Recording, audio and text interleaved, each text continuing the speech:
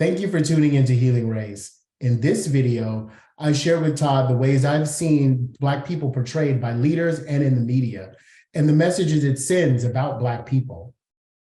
Andre and I also discuss how Black and white behaviors and views can be misinterpreted and misunderstood, and the challenges that can create for racial relationships. So let's get to that conversation.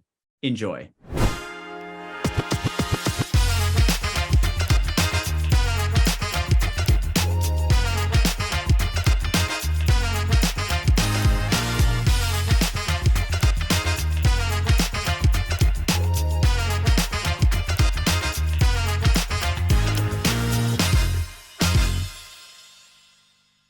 If there are cultural differences, racially, ethnically, in expressing oneself in different ways, right? So you can have the same emotion, you can have the same goal, but you might express yourself differently because of what you learned in your cultural community. Sometimes cultural difference can feel unnerving. Like it could feel scary, not because the person is scary, but because the environment is different.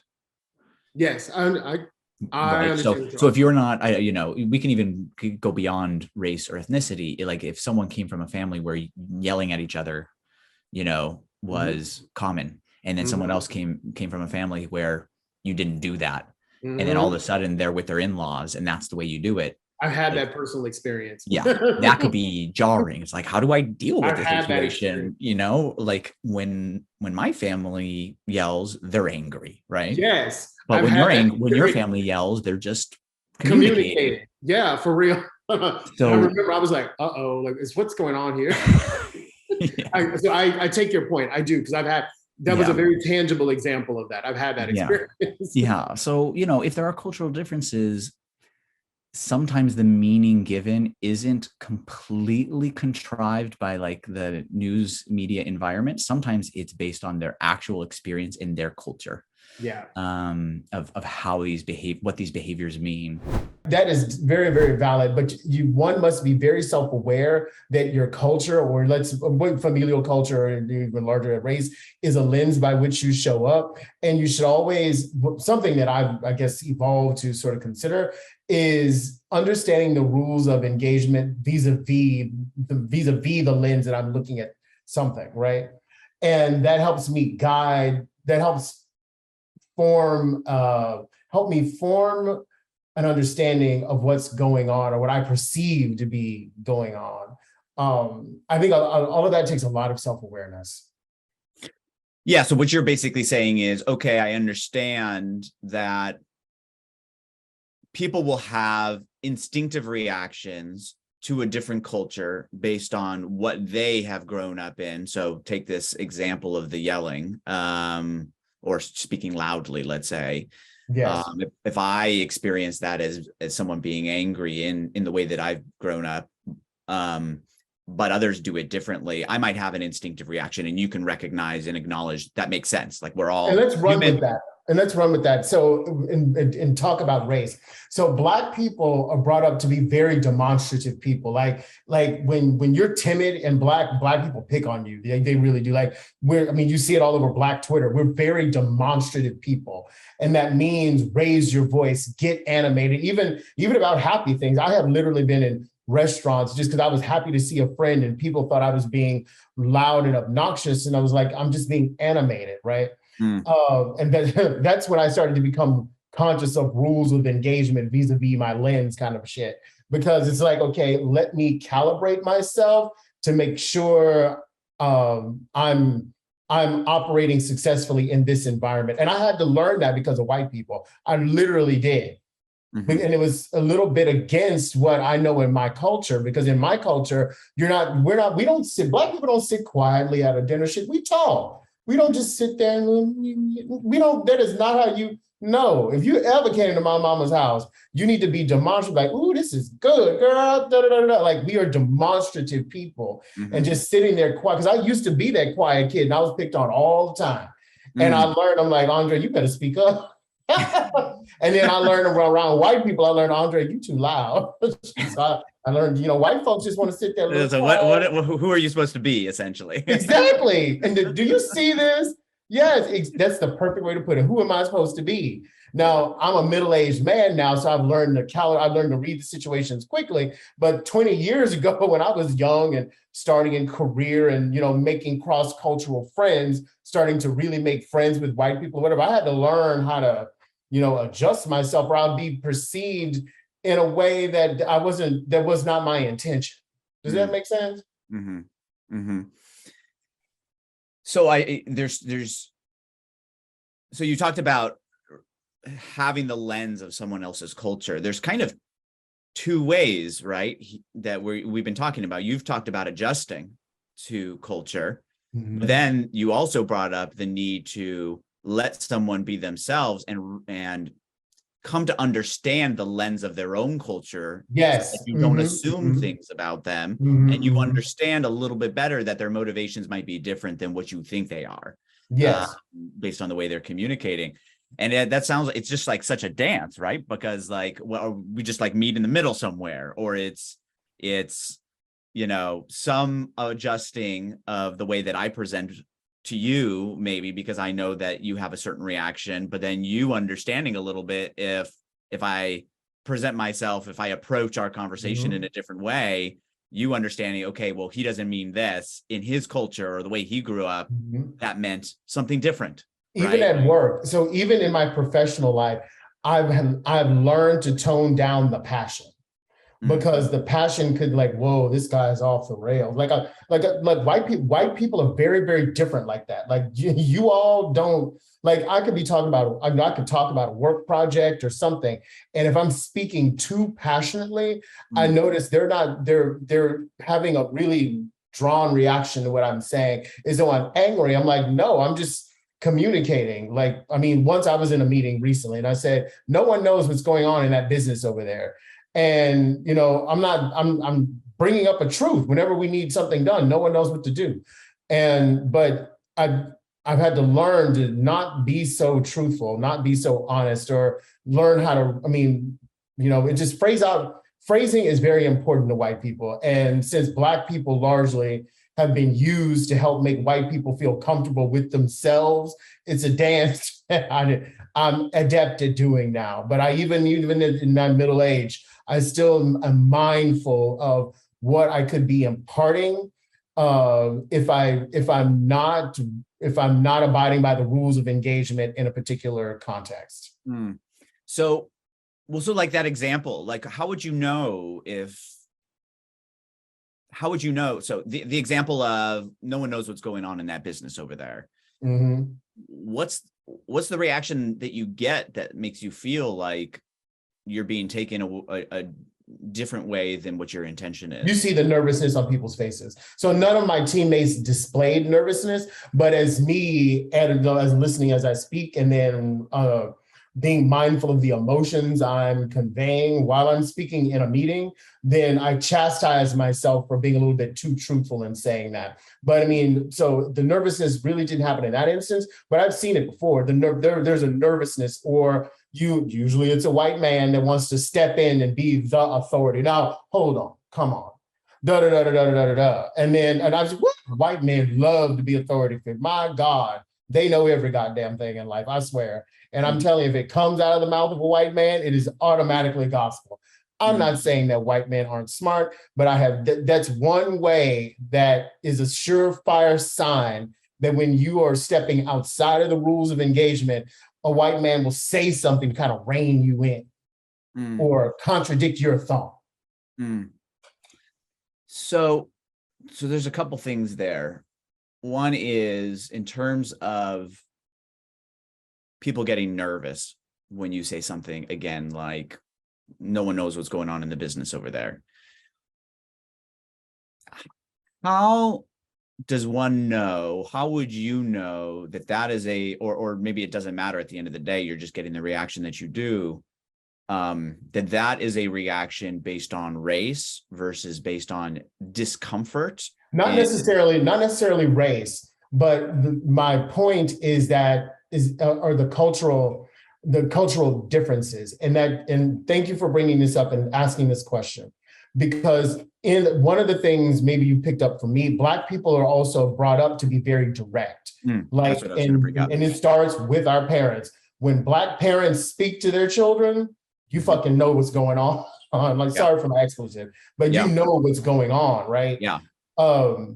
You know, and that's something that we bring, let's say, that to the workplace. So I am a direct, at least I try to be a direct person.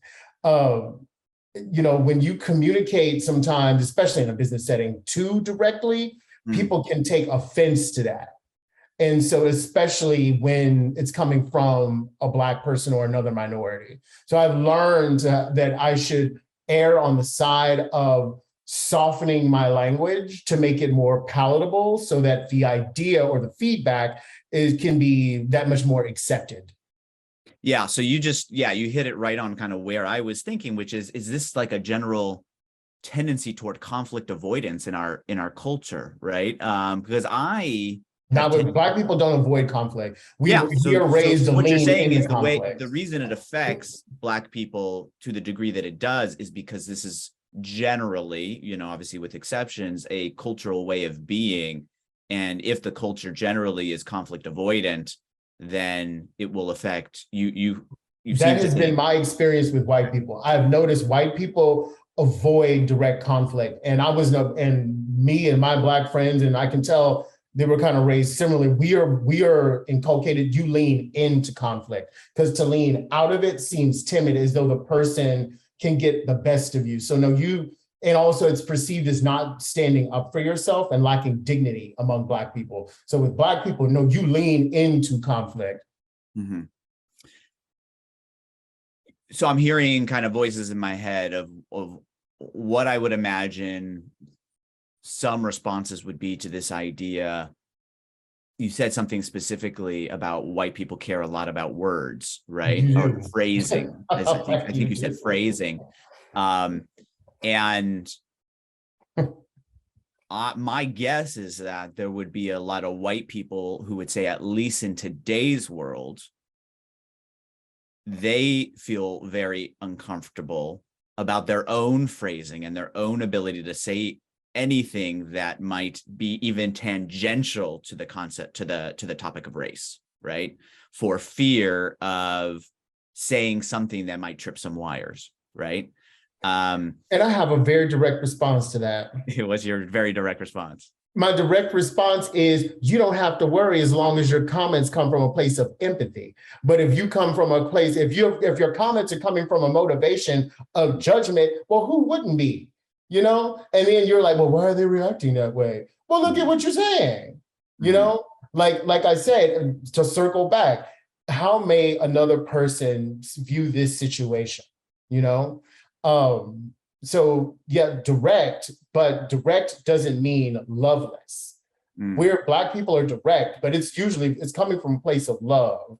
Like I say, that outfit ain't working for you. Like, I'm trying to help you out because you're running around here looking crazy.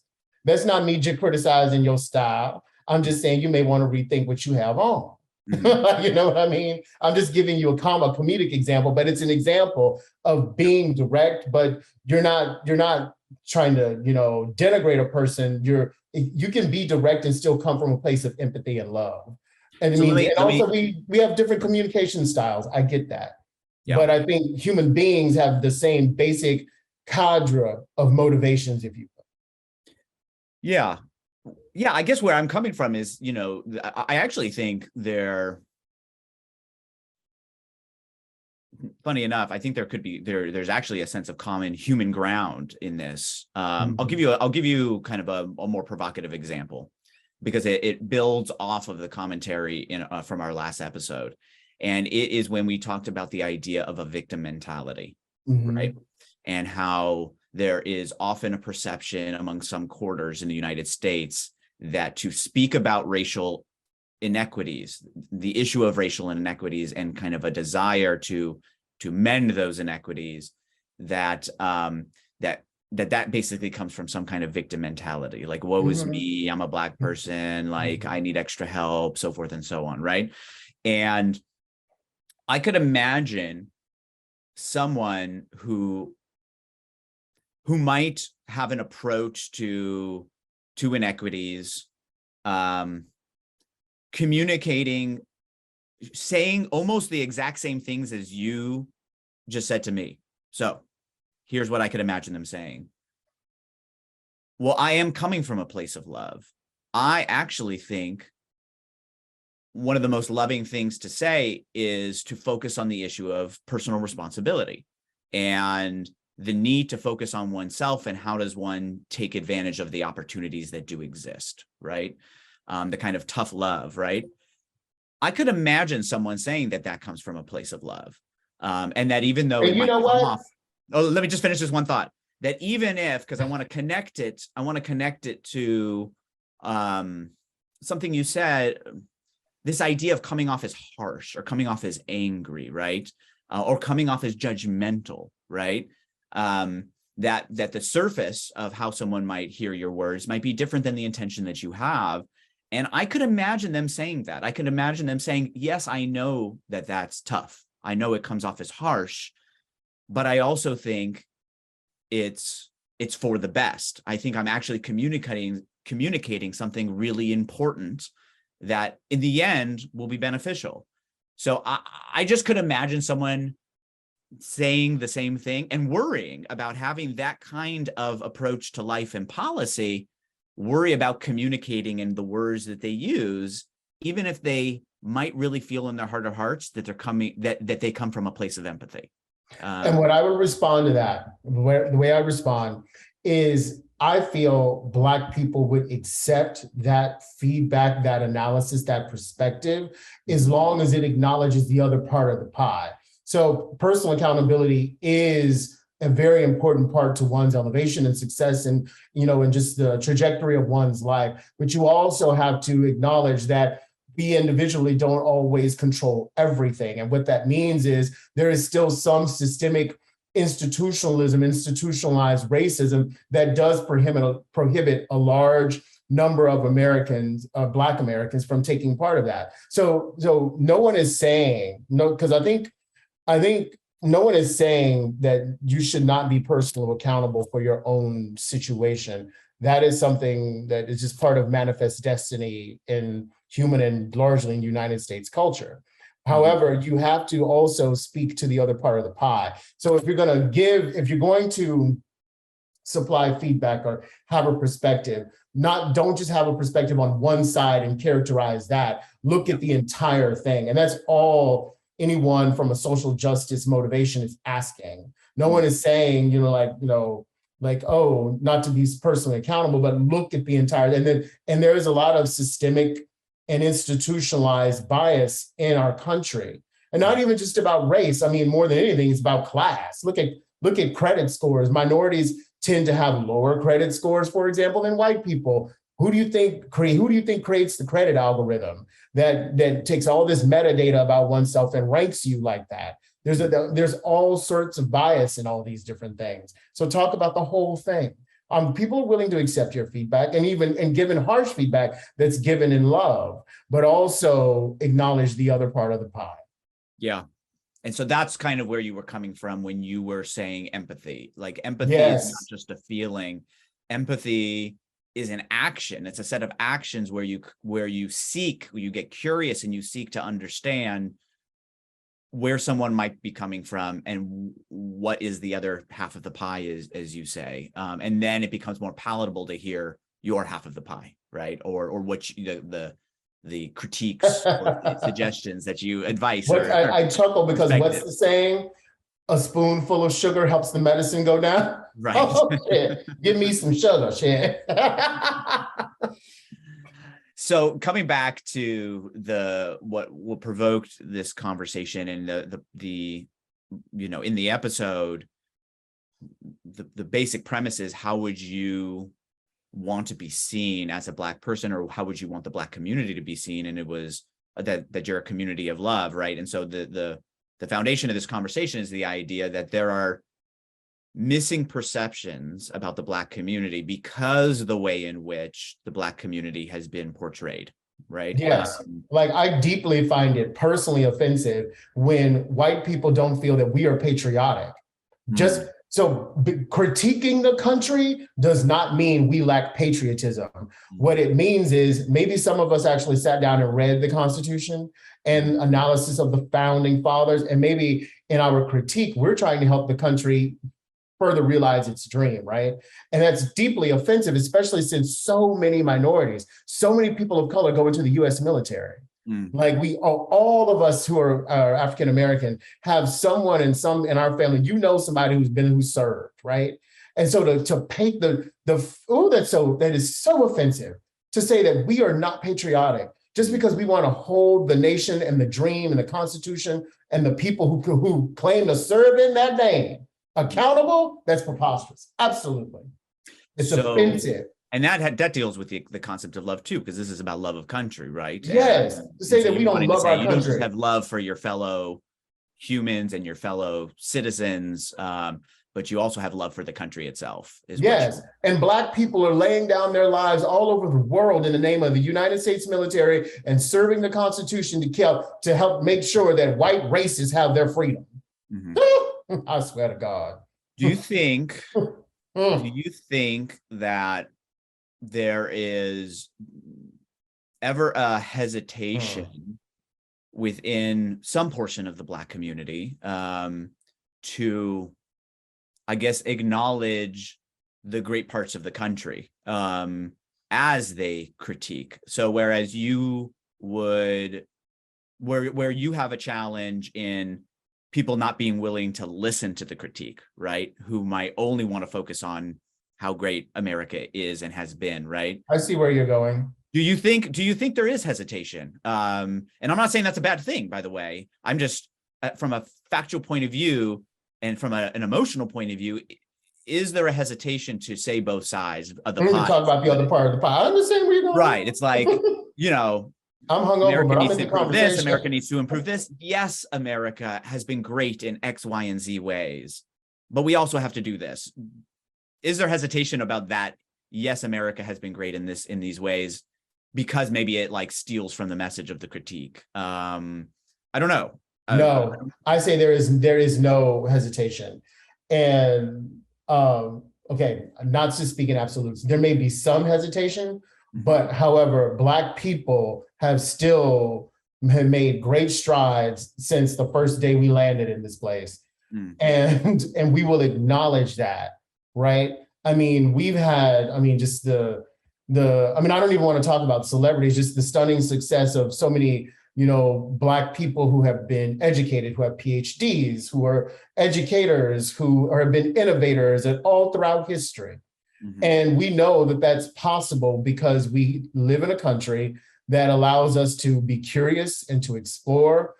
So there probably are some who are hesitating to talk about the other part of the pie, as I put it.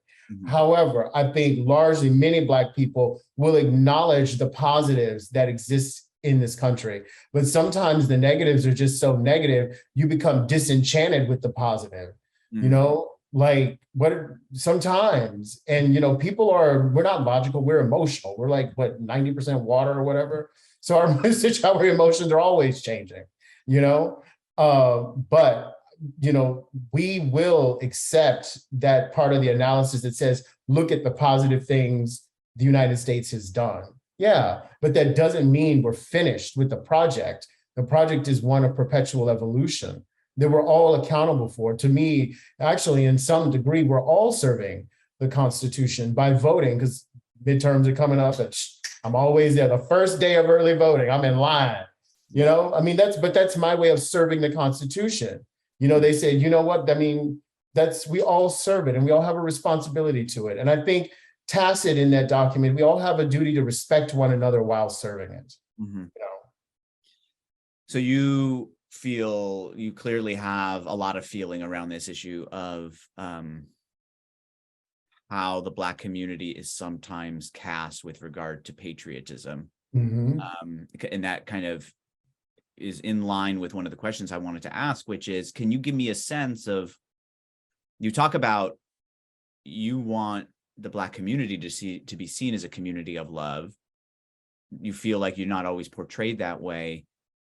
What has been your experience over time in terms of how you have seen Black people portrayed. So one is this issue of like, so one is this issue of patriotism.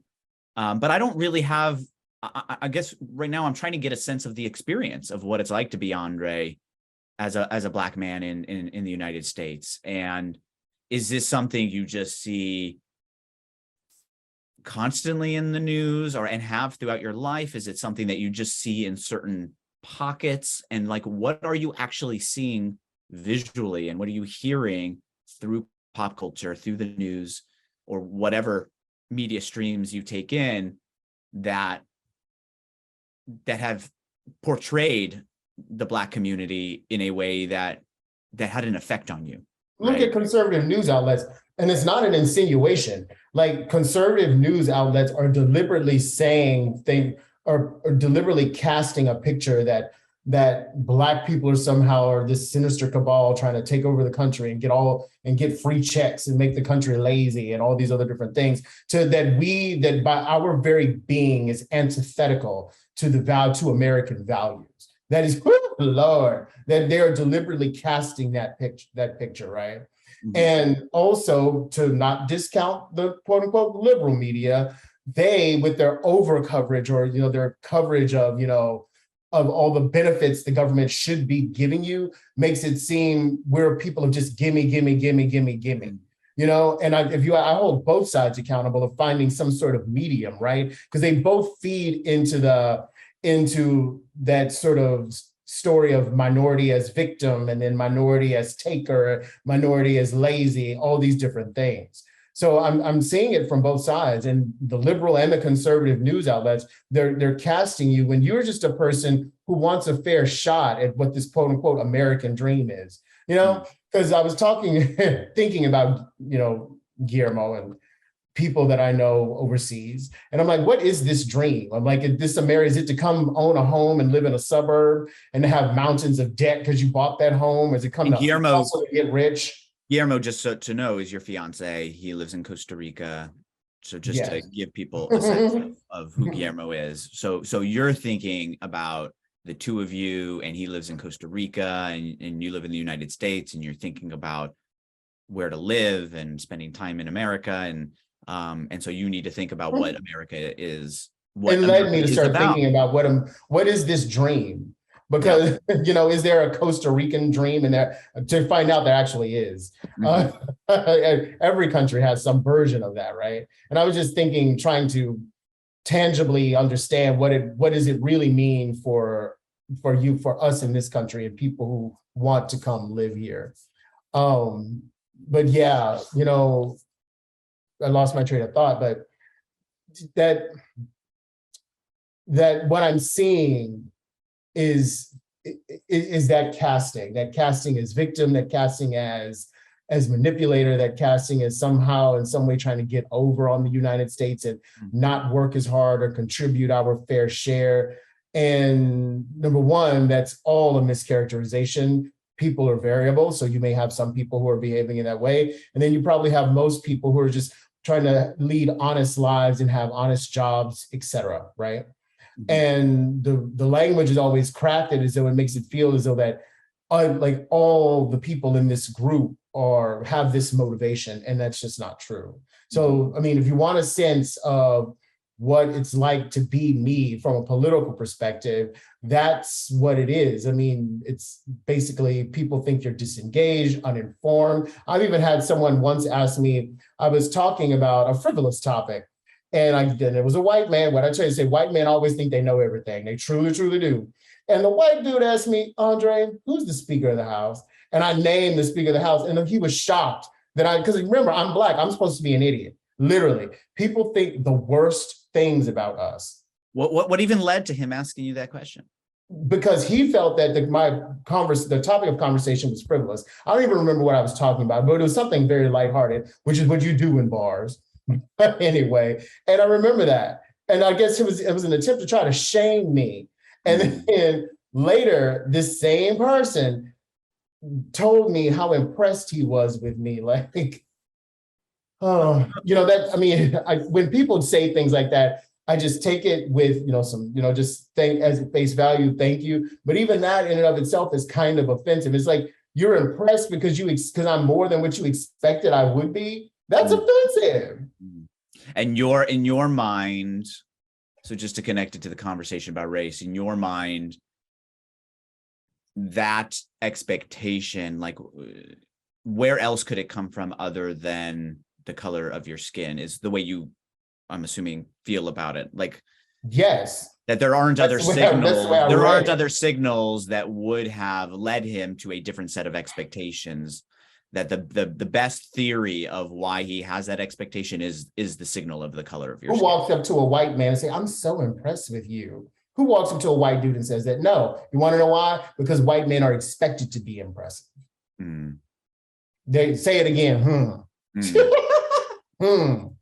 There we go, baby. Yes. So you said what I'm seeing, meaning what I'm seeing in right-leaning media, what I'm seeing in left-leaning media. They create a narrative of takers, of lazy, of people who only need the handouts of, and so it was in the present. And I'm just curious, when did you start being aware or taking in or seeing and responding to the way that the Black I can answer your question. Was represented? Is this something you saw from early? Is this something later? It happened during a certain presidency in the 90s.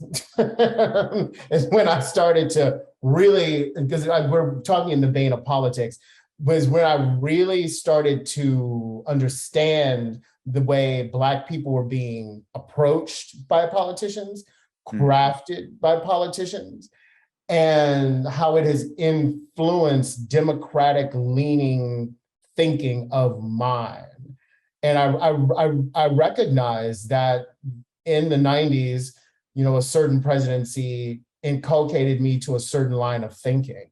But at the same time, for the strides or the benefits that Black people can glean from as their right from the government, as being citizens, for us, it's cast in a way that we are somehow depleting the country of its resources and not contributing to the country's fair share of what GDP, GNP. So this was the welfare conversation, or this was I mean, if you're talking about economics, it's not the crime conversation. I'm assuming it's both. It's actually both. I was trying to avoid names, but yeah, it's both. So the tough on crime and the tough on the accountability for welfare and welfare queens and single mothers. How do you know that terms? So that whole conversation is the conversation when you first started to take in this perception. Yes. This how it's not this presentation of the Black community as. Yes. Okay. Yes. Right around the time of being 13 years old. Thank you for watching this episode of Healing Race, and stay with us for a scene from our next video. If you want to see more conversations like the one you just watched, please subscribe to our channel, share this video with friends and family, and like and comment on the video below. If you'd like to be a guest on one of our episodes and have an open, real conversation about race, email us at guests@healingraceshow.com. And if there are topics you think we should cover, we'd love to hear them. So please email your ideas to topics@healingraceshow.com. As always, thanks for your support. We look forward to continuing the conversation with you. Now, here's a scene from our next Healing Race. So let's listen quickly. Let's take that up and see if there's any other conversations, because you did mention the white means right idea. No, I didn't mention it. I said it. White dudes always think they know everything. First, ask white women, they'll tell you. They're like, they do. They always know everything. Well, why don't we just jump into the conversation? Because another thing you brought up in that clip, in that episode, was the second thing, beyond that you have heart as a community, that you have wisdom as a community. Yes. And I guess, what does it look like? Because I don't know what it looks like, right? What does it look like to know that you're Like, how do you know that your views are being discounted because of race? And what does that even look like? Like, what's the experience? To watch the rest of that episode, go ahead and click the video below me. To see a different compelling Healing Race episode, you can click the video below me. We look forward to seeing you in the next video.